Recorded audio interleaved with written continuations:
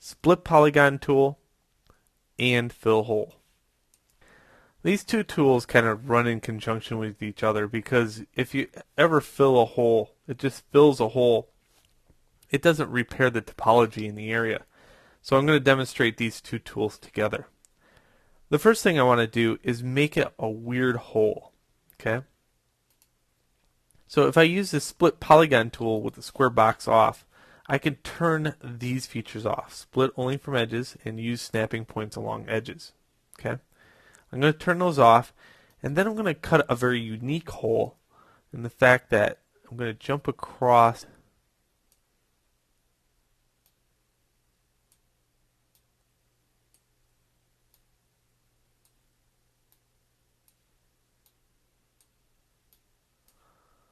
I'm just clicking here.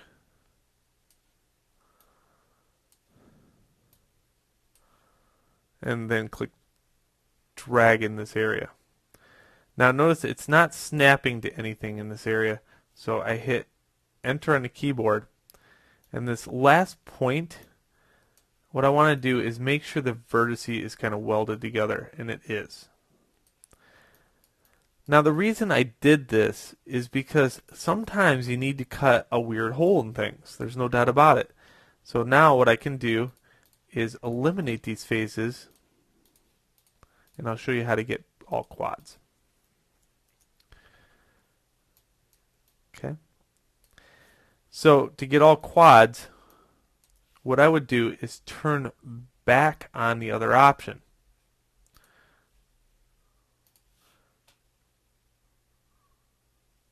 Use snapping points along edges.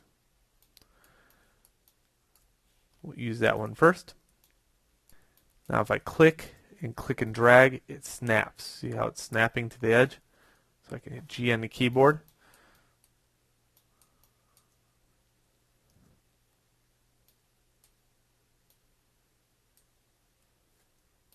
So I can kind of patch that together.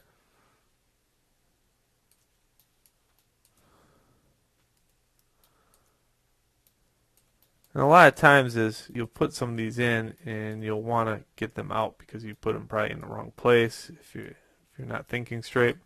So that's totally possible. You're not married to anything at this point.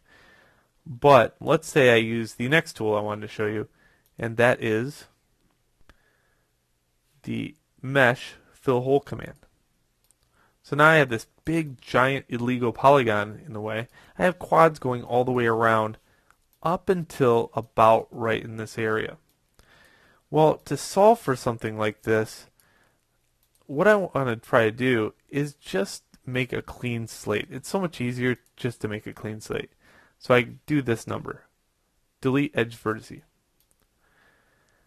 Now what I could do is use this command to kind of go in here and go like this, G on the keyboard.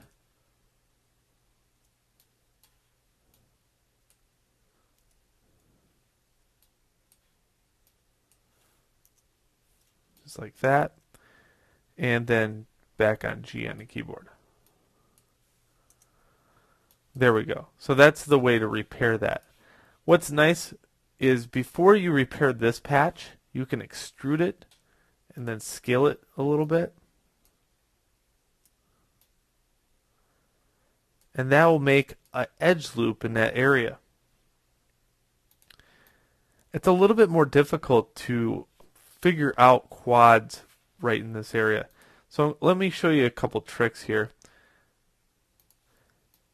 The first thing I'm going to do is start from the center, G on a keyboard, and then make a cross.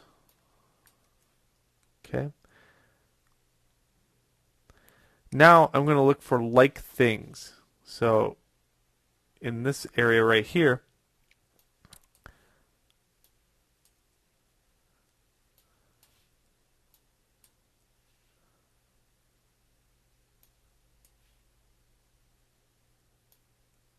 I don't want to connect these two because then it'll yield a triangle.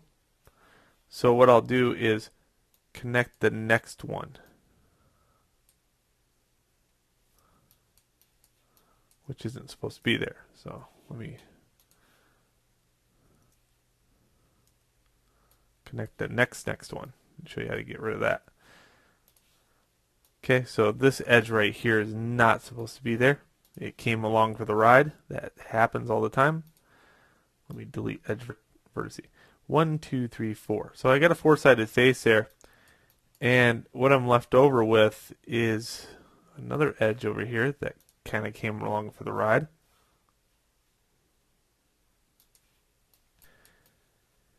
And if you look at this loop, it goes all the way around, and then ends here. Okay? So if I click this, it would go all the way around about 3 times, and then it's showing a connection here at the mesh.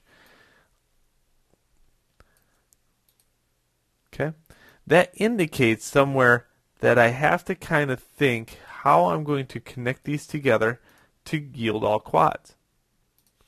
And this is a very hard issue for the new student. Let's say if I click here, double click, see how this one kind of dead ends into nothing? That's an okay edge. If I double click on this one, it wants to connect over here. So that's telling me that I should use my split polygon tool for this one and this one. That's just a little trick that I like showing new students. Any extra edge are odd edges.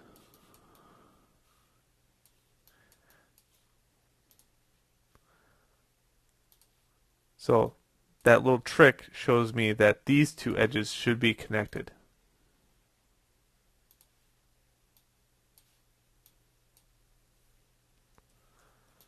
There we go. So there's all quadratic geometry. What I would do now is take these points and kind of soften them up a little bit, because you don't want that. You want something that looks more like a quad in that area. It's not going to hurt anything. It's just one of those things for a modeler.